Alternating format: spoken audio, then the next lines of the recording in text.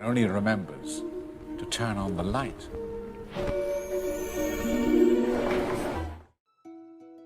Hogwarts Legacy has been at the forefront of Harry Potter fans' wish list since it was showcased at the PlayStation State of Play all the way back in March of this year. Since then, there's been a trickling of information, some sneaky sleuthing done by the community trying to find whatever information is online, and generally just a positive buzz around the game, knowing that this could potentially be the Harry Potter game that we have all been dreaming of since we first got introduced to the boy who lived all the way back in the late 90s. Recently, however, there appears to be a wave of negativity surrounding the game, specifically the way in which the information surrounding the various editions of the game have been discussed. Are these complaints justified? Well, let's break it down. First off, when it comes to the Collector's Edition, I don't really have much to say. Aside from that, it looks cool. I mean, genuinely, it kind of looks like an interesting piece of cool Harry Potter merch, if not a bit overpriced, and not really what the community was after. I've seen a few mock-ups of what people were hoping for, specifically this one from Geralt's here, which is pretty cool. I mean, you know, probably a bit more worth it than the one we're getting, but I'm not here to discuss that in this video. With this video, I'd actually like to take a closer look at the exclusive content you would get for either pre-ordering the game early, through a specific retailer, or by playing on one of Sony's consoles. And my personal belief here is that every item in a game should be earnable through in-game means without the need to jump through money-shaped hoops. Before we delve any deeper, I would like to say that pre-ordering games is entirely on a person-to-person basis on whether you think it's a good idea or not. Personally, for me, I stopped pre-ordering games a while ago, and it was just because I realised that if I wait long enough, the game drops in price, so it's cheaper, it gets updated to run smoother and add new features, and it typically kind of just provides an overall better experience if you don't jump in straight away, although you do miss the initial excitement of a game coming out if that is the experience you care about.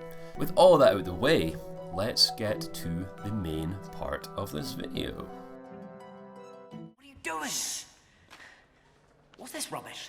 What's this rubbish, he says? Okay, so let's break down what items are actually available in each edition.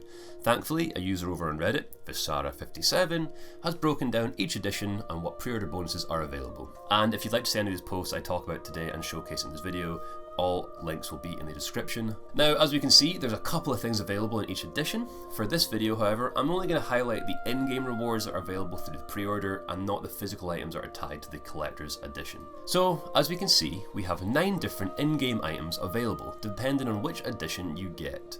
2 of which are exclusive to PlayStation, 2 of which are only available if you pre-order, which means assumedly you won't be able to get these after the game releases, however, I don't know. 1 item is exclusive to pre-ordering through Amazon, and the rest are just based on which edition you buy, with a single in-game item being locked behind the collector's edition. With most of these pre-order bonuses acting as cosmetic, I think the main ones that personally I take umbrage with are the bonuses that will actually affect the gameplay, like the Felix Felicis potion recipe, exclusive quest, which I suspect is probably tied to the Liquid Luck recipe due to it being locked to PlayStation, as well as the Dark Arts Battle Arena. And these are the bonuses that could have an effect on your day-to-day gameplay while exploring Hogwarts Legacy compared to the other cosmetic items. I mean, look, this is definitely convoluted for seemingly no reason. It kind of reminds me of that ridiculous Sonic Origins pre-order page that they released before the game, which was perhaps deservedly ripped apart. Although this chart isn't quite as egregious, I can understand why fans and people interested in the game would look at this and sigh. So now that we've broke it down here, I'm going to try to do my best to play devil's advocate. But before we move on, if you're enjoying the video so far, please do like the video as it lets me know that you're enjoying it, and it would mean a lot as I'm kind of just starting out here, and we'll see what goes on, And if you'd like to see more content like this, please subscribe. Anyway. That's rubbish! That's rubbish! You don't know what you're doing! Unfortunately, it's just business. Warner Bros. Want people to pre-order the game so they can start making their money back, gauging interest, and reporting to their shareholders that the product is valuable and being talked about in the public eye, both in a good light and, in this case, a bad light. But as they say, all publicity is good publicity. Secondly, Sony want people to think that the PlayStation platforms are the best way to play Hogwarts Legacy and want to be associated with it as a brand. Now, this just kind of isn't true, right? Like this, having a couple extra items and bits of content on your console shouldn't dissuade you from buying and playing the game wherever it best suits you. Like, I don't think you should be buying a PlayStation console just to get these extra items. In my experience, I've seen this happen numerous times with Sony, and games that I've ended up loving and playing for hundreds of hours. For example, with the original Destiny game and some of Destiny 2, Sony struck up a deal with Activision and Bungie to make certain weapons, armour, and strike missions in the game only available on their platform for a limited time. And the time spanned from a few months to as long as a year. Now, this isn't a one-to-one comparison, and I actually think the deal Sony made with Activision here was way more detrimental to the players than what they're doing here with Hogwarts Legacy, but it's just the one to come to mind, right?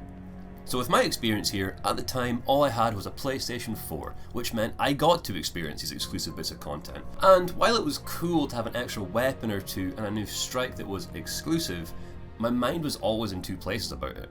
Yeah, it kinda sucked, and if you're really into the game and seen people online talking about these exclusive guns, which I might add were very, very good, you probably had a fairly sour taste in your mouth just from this practice alone, because you're being locked out of it due to where you're deciding to play, which is bad for the customer.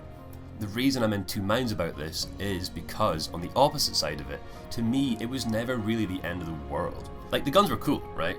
And the strike missions, they're okay, but did I feel like people were missing out because they didn't have it? It's difficult to say in the position I was in because I had that content, right, compared to someone who didn't. But in my eyes, it wasn't a huge element of what made the game great. As well as there being various other weapons and strike options and things like this, there was other things to have in the game at that time and to chase after. But like I said, I don't want to speak for other players, and I will add that Bungie has since ceased this sort of exclusive content locking off as they deemed it not very good for their business. Now, if we go back to see what's actually been held off here, we're talking about a few cosmetic options and coloured mounts, with the worst offenders being the gameplay orientated bonuses like the potion and the quest, right? Like I said, this isn't a one-to-one comparison and I'm comparing apples to bananas, but will 99% of your time and experience with this game be the same across all platforms? Yeah, I think once you get the game in your hands, you'll probably forget all about these bonuses. Why do I think that? Well, what are those? No, those! My dress robes. how many customizable items are going to be in this game? Sure, these pre-order bonuses look great, but when will you actually wear them? Let's just imagine that there are going to be hundreds and hundreds of customization options throughout your time with Hogwarts Legacy. From robes to hats to wands and whatever else in between. There are going to be a vast amount of options for you to choose from, all of which will make your playthrough feel personal to you. And I don't know if this will happen, I'm sure it will, but what if, when you finish a hard combat encounter or complete all of your class for this semester, you receive a quest reward for doing so? Let's just say it's a robe or a wand, right? Does that not make you feel better, the fact that you've earned this piece of equipment by playing the game and finishing a hard task? The ability to represent and showcase a reward for doing a difficult thing. Like I said, I don't know what Portkey Games have got planned for rewards, but I do know that this is a video game and there are going to be difficult things to do to which you're going to be handsomely rewarded. And look, I don't want to get into the psychology of gaming rewards, maybe in another video, it's probably out my wheelhouse for me to talk about, but for me I have always preferred earning and representing a hard to obtain item that I got while playing the game, as opposed to showcasing a pre-order bonus that I just paid money for.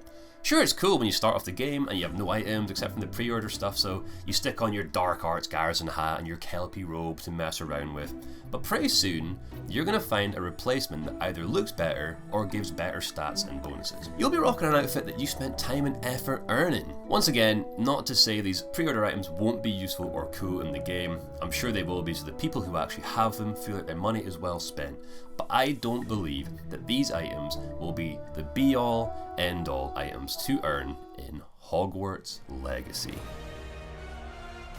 I hope that all made sense and I didn't annoy anyone.